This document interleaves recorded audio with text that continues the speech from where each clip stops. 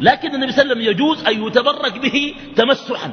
ذلك كما ورد في البخاري أنه عليه الصلاة والسلام تنخم نخامة بين أصحابه فأخذوها بين أيديهم ودلكوا بها أجسادهم في البخاري، فدل على أن النبي صلى الله عليه وسلم شنو؟ مبارك.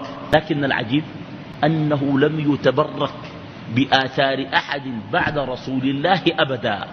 يعني أبو بكر الصديق ما بزر يتبرك به كويس، لا نعاله ولا عربه ولا جسمه ولا موية وضوء.